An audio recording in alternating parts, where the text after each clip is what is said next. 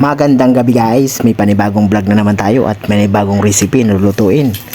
Yun nga guys, umpisan na natin mag-isa ng sibuyas at saka yung bawang.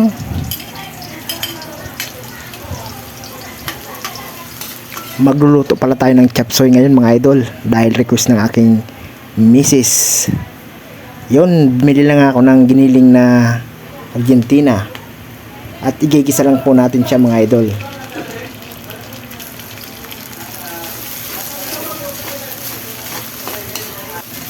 Yun nga guys, habang ginigisa natin yung giniling, maglalagay tayo ng ginisa mix ng seasoning mga idol.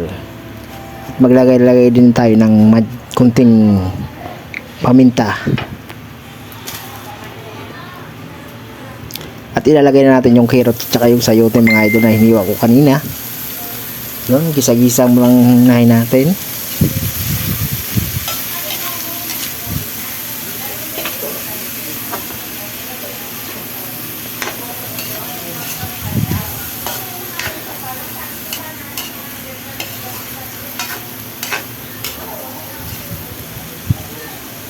At maglalagay na rin nga tayo ng kunting tuyo at kunting tubig mga idol. Yan nga guys, shout out sa mga sawang sumusuporta sa YouTube channel ko mga idol. Please like and share mga idol. Pa-subscribe naman mga idol. Comment down below. Comment naman kayo dyan mga idol kung taga saan kayo, para mapasama kayo sa shoutout mamaya sa next vlog ko.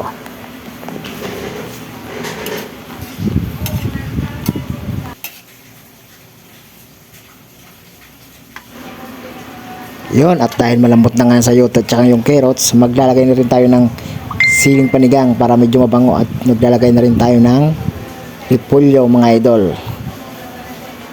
Maya maya yan mga idol, luto na yan. Mga 3 minutes na, 3 minutes magluto na tayo.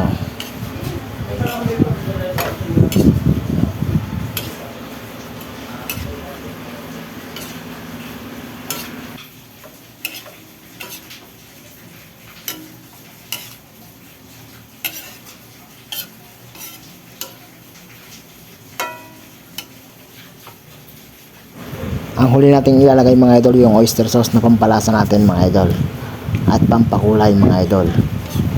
Yun guys, malapit na pong maluto yung ating niluluto mga idol. Mukbang na. Maya maya yan, mukbang na tayo mga idol. Please subscribe and hit the notification bell para updated kayo sa aking mga video.